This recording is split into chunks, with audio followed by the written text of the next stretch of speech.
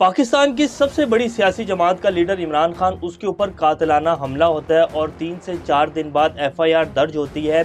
और उस एफआईआर में जो इमरान खान नामजद करता है मुलजिम, उन तीनों के नाम नहीं डाले जाते और नामालूम अफराद के ऊपर एफआईआर दर्ज की जाती है। इस्लामाबाद हाई कोर्ट के चीफ जस्टिस अतर मिनीला कहते हैं कि पाकिस्तान में रूल ऑफ लॉ नहीं, रूल ऑफ एलीट है। असद उमर कहते हैं कि मुल्क में कायम निज़ाम की हकीकत अवाम के सामने खुलकर आ गई है, चंद फर्द नहीं बल्कि पूरा निज़ाम ही भरना हो गया है। इसी तरह फवाद चौधरी साहब क्या कहते हैं, एतजाज एहसन साहब क्या कहते हैं, और इमरान खान के ऊपर जो एफआईआर दर्ज की, परवेज़ इलाही साहब ने कल इमरान खान के सामने इस्तीफ़ा पेश कर दिया। उस पूरी मुलाकात की, जो कल 2 मुलाकातें हुई, उस पूरी मुलाकात की अंदरूनी कहानी क्या है। एफआईए ने जितने भी नोटिस इमरान खान साहब को भेजे थे, उन तमाम नोटिस को मुलतवी कर दिया गया है और उसके ऊपर लाहौर हाई कोर्ट ने क्या ऑर्डर जारी किए हैं, ये भी आपके सामने रखेंगे। बिस्मिल्लाहिर्रहमानिर्रहीम, अस्सलाम वालेकुम। आप फेसबुक और यूट्यूब चैनल देख रहे हो, मेरा नाम है अब्दुल रहमान। नाज़रीन, इमरान खान के ऊपर कल जो है बड़ा सारा दिन जो है बड़ा एक चर्चा चलता रहा कि जी एफआईआर दर्ज नहीं हो पा रही। सुप्रीम कोर्ट ने जब नोटिस लिया और 24 घंटे का टाइम दिया, तो कल पूरा दिन जो है वो बड़ा स्पीड में गुजरा। बहुत ज़्यादा मुलाकातें हुई, बहुत ज़्यादा राब्ते हुए। परवेज़ इलाही साहब 2 दफ़ा इमरान खान साहब से मिलने गए और एफआईआर का जो मामला हुआ, उस मुलाकात में अंदर क्या कहानी पेश आई, परवेज़ इलाही साहब ने किस तरह हाथ खड़े कर दिए, उस मुलाकात में कौन कौन अहम शख्सियात मौजूद थी और उन सब ने क्यों खामोशी कायम रखी, इमरान खान क्यों सबके मुंह की तरफ देखते रहे, ये सारी सूरत-ए-हाल आपके सामने रखेंगे। लेकिन सबसे पहले आपको बताएंगे कि लॉन्ग मार्च की तैयारियां, जुमेरात वाले दिन लॉन्ग मार्च शुरू होने जा रहा है, तो लॉन्ग मार्च किस तरह होगा और किस तरह इमरान खान ने पूरा जो सिनेरियो है उसको तब्दील करके रख दिया है। राणा सनाउल्लाह और इम्पोर्टेड हुक्मरानों की सारी तैयारियां जो है वो धरे की धरी रह गई हैं। वो कैसे धरी की धरी रह गई हैं, अभी आपको जो तरतीब आई है और जो शेड्यूल जारी किया गया परवेज़ खटक की तरफ से, वो आपके सामने रखते हैं। उन्होंने कहा कि आज रात से, यानी कि कल रात से इस्लामाबाद के दाखिली व खारजी रास्ते बंद कर देंगे। मंगल से खैबर पख्तूनख्वा के तमाम अजला में लॉन्ग मार्च शुरू होगा। केपीके को 4 रीजन्स में तकसीम कर दिया गया है। जनूबी अजला की क़यादत अली अमीन गंडापुर करेंगे, मालाकंड डिवीजन की मुराद सईद और महमूद खान करेंगे, हज़ारा से क़यादत शाह फरमान असद कैसर समेत मैं खुद करूँगा, परवेज़ खटक साहब ये कह रहे हैं। अब आप इसको थोड़ा सा बारीकी से देखें ज़रा। इस्लामाबाद को बहुत तैयारियां की गई, गेट बढ़ा दिए गए, इस्लामाबाद का जो रेड जोन है उसको 0 पॉइंट तक बढ़ा दिया गया, हज़ारों की तादाद में कंटेनर मंगवा लिए गए, नफरी जो है 30, 40, 50 हज़ार की तादाद में नफरी, लाखों के हिसाब से जो है वो शेलिंग मंगवा ली गई, आंसू गैस के शेल मंगवा लिए गए। लेकिन उन्होंने कहा कि जी हम इस्लामाबाद के बाहर बैठेंगे और पूरे इस्लामाबाद को बंद कर देंगे। अब जब पूरे इस्लामाबाद के दाखिली और खारजी रास्ते बंद हो जाएंगे तो इस्लामाबाद से ना कोई बाहर जा सकेगा और ना ही कोई इस्लामाबाद के अंदर आ सकेगा, तो इम्पोर्टेड हुकूमत क्या कर लेगी। बहुत अच्छी स्ट्रेटजी है जो इमरान खान साहब लेकर चल रहे हैं। ये इम्पोर्टेड हुकूमत के दिन गिने जा चुके हैं। 21 नवंबर को सऊदी वली है मोहम्मद बिन सलमान जो है वो पाकिस्तान आ रहे हैं और उसके बाद जो है उनकी भी ये जो उनकी आमद है उसको भी बड़ी अहम जो है वो कहा जा रहा है कि वो मामलात हल करने के लिए पाकिस्तान आ रहे हैं। और चीफ जो जनरल हाइल शरीफ हैं उनका वहाँ से टाइम जो है वो ख़त्म हो रहा है, क्योंकि वो पूरी जितनी भी अरब फ़ौजी कमांड है उसके वो सरबराह हैं, उनका टाइम वहाँ से पूरा हो रहा है। और ये भी खबरें चल रही है कि जनरल बाजवा साहब को वो कमांड देने का जो है प्लान है। तो वो ये सारे मामला जो पाकिस्तान में उलझन का शिकार हुए हैं, पाकिस्तान में एक अदम इस्तेहकाम है, इन सारे मामलात को जो है वो इसमें अपना मशवरा देने और जितनी भी तमाम क़यादत है उनके साथ वो आकर मिलेंगे, बात करेंगे और ये जो एक पाकिस्तान में अदम इस्तेहकाम की सूरत हाल है इसमें कमी लाने के लिए वो अपना अहम किरदार अदा करने के लिए आ रहे हैं, ये भी कहा जा रहा है। बाकी 21 नवंबर को आएंगे तो तमाम तफसीलात जो हैं वो आपके सामने रखेंगे। लेकिन जो लॉन्ग मार्च के हवाले से है, अब राणा सनाउल्लाह साहब प्रेस कॉन्फ्रेंस करके कहते हैं कि इन्होंने अवाम का जो है जीना अजाब बना दिया है। अब ये कह रहे हैं कि ये इस्लामाबाद के दाखिली और खारजी रास्ते बंद कर देंगे, यानी कि इन्होंने अवाम के लिए मुश्किलात खड़ी करनी है। और आज उनकी जो प्रेस कॉन्फ्रेंस थी वो बेबसी उनके चेहरे से साफ नज़र आ रही थी कि ये इन्होंने जो हमारी तैयारियाँ थी वो तो सारी धड़ी की धड़ी रह गई। जब लॉन्ग मार्च इस्लामाबाद में दाखिली नहीं होगा तो हमने ये जो सारी तैयारियाँ की ये कहाँ जाएंगी।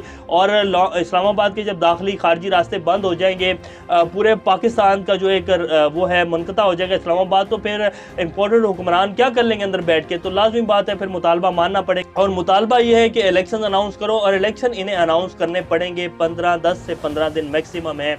एक जो तैनाती है पाकिस्तान में नेक्स्ट आर्मी चीफ की तैनाती होनी है वो प्रोसेस जो है उसको कंप्लीट होने दिया जाएगा। उसके बाद ये सारे मामला जो है आप देखेंगे कि हल हो जाएंगे। अब इमरान खान साहब के हवाले से जो FIR दर्ज की गई है उसके ऊपर फवाद चौधरी साहब कहते हैं कि वज़ीर अब्बास साने का पर्चा दर्ज नहीं हो सका क्योंकि मुल्क में रूल ऑफ लॉ नहीं, ताकतवर गिरोह मुल्क के सियासी और अदालती निज़ाम को यरगमाल बनाए हुए है। इसलिए जब नरेंद्र मोदी कहता है, ये हमने नरेंद्र मोदी ने जब ये कहा था तो तब भी हमने आपके सामने ये बात कोट की थी। उन्होंने कहा था कि पाकिस्तान में हमें पता ही नहीं है कि हमने बात किससे करनी है, हुकूमत से करनी है, फ़ौज से करनी है या ISI से करनी है। तो उसी बात का फवाद चौधरी साहब जिक्र करके कह रहे हैं कि पाकिस्तान में रूल ऑफ लॉ नहीं है, ताकतवर ग्रोह है जिसने पाकिस्तान के तमाम निज़ाम को यरगमाल बनाया हुआ है। और जब मोदी हम पर जो है ताने कसता है तो हमारे पास कोई जवाब नहीं होता। और इस बात में कोई जो है दो राय नहीं है जी, ये बात बिल्कुल ठीक है। असद उमर साहब कहते हैं कि मुल्क में कायम निज़ाम की हकीकत आवाम के सामने खुल कर आ गई है। चंद फर्द नहीं बल्कि पूरा निज़ाम जो है भरना हो गया कौम के सामने। बहुत सारी वीडियो सोशल मीडिया के ऊपर ऐसे आ रही हैं कि हम आपके सामने चला नहीं सकते हैं। अवाम जो अपना गुस्सा और जो अवाम अपना जो है निकाल रही है वो अगर हम आपके सामने चलाएं तो इससे बहुत ज़्यादा इंतशार फैलेगा सोशल मीडिया के ऊपर। और एक और आपके बात सामने रखते हैं कि जी पाकिस्तान की जो एजेंसीज़ हैं, पाकिस्तान के रियासती जो अदारे हैं, उनका जो हाथ होता है वो आवाम की नब्ज़ के ऊपर होता है। और उन सबको पता है कि पाकिस्तानी अवाम इस टाइम किस गुस्से में है, पाकिस्तानी अवाम इस टाइम क्या चाह रही है, पाकिस्तानी अवाम इस टाइम किस तरह का गुस्सा निकाल रही है, पाकिस्तानी अवाम क्या नारे लगा रही है। तो ये सबको सब कुछ पता है, लेकिन फिर भी ज़िद बरकरार है और फिर भी जो है मुल्क को, पूरे 22 करोड़ के मुल्क को जो है वो दाव के ऊपर लगाया हुआ है। और पिछले 6 माह में जो कुछ हुआ और अब ये इमरान खान के साथ जो हमला हुआ उनके ऊपर, और जिस तरह निज़ाम के कपड़े उतरे हैं, बरहना हो चुका है निज़ाम, बिल्कुल पता लग गया है आवाम को कि ये क्या हो रहा है इस मुल्क में। कानून, फिर हमारे जो अतर मंडला साहब वो कहते हैं कि पाकिस्तान में रूल ऑफ लॉ नहीं, रूल ऑफ एलीट है। अब इससे ज़्यादा क्या कहा जा सकता है। इसीलिए फिर इमरान खान साहब ने, फवाद चौधरी साहब हैं, इन्होंने PTI ने तमाम जो जितनी भी क़यादत है इमरान खान समेत, उन्होंने कह दिया कि जी हमें ये FIR बिल्कुल भी काबिल कबूल नहीं है, क्योंकि जो हमने 3 नाम दिए थे वो तो FIR में दर्ज ही नहीं हो पा रहे। तो हम जो है इस FIR ये हमारे लिए एक रद्दी का टुकड़ा है, हम इस मामले को लेकर अदालत जा रहे हैं। अब आपको बताते हैं कि जो कल एक मीटिंग हुई जिसमें परवेज़ इलाही साहब 2 दफ़ा वहाँ गए, उस मीटिंग में इमरान खान, शाह महमूद कुरैशी, असद उमर और जो है हमाद अज़हर मौजूद थे। परवेज़ इलाही साहब के साथ मोहन सलाई थे और कुछ चंद अहम रहनुमा थे। तो परवेज़ इलाही साहब ने कहा पुलिस ये FIR इन 3 नामों को लेकर दर्ज नहीं कर रही है और अब आप मुझे बताएं मैं क्या करूं। तो उसके ऊपर इमरान खान ने कहा कि आप इसको दर्ज करवाएं। तो उसके ऊपर परवेज़ इलाही साहब ने कहा कि सर मेरे हाथ खड़े हैं, आप अपनी मर्ज़ी का कोई SHO बता दें जिसकी मैं तैनाती उस थाने में कर देता हूँ, वज़ीराबाद थाने में। उसके बाद वो 3 नाम दर्ज करें, आप 4 नाम दर्ज करवाएं, लेकिन मैं जितना कर सकता था मैं कर रहा हूँ। मैं, आप ज़्यादा चाहते हैं तो मैं आपको इस्तीफ़ा पेश कर देता हूँ, आप किसी और को वज़ीर आला बना दें और किसी को भी तैनाती करवा कर वहाँ जो है FIR दर्ज करवा लें।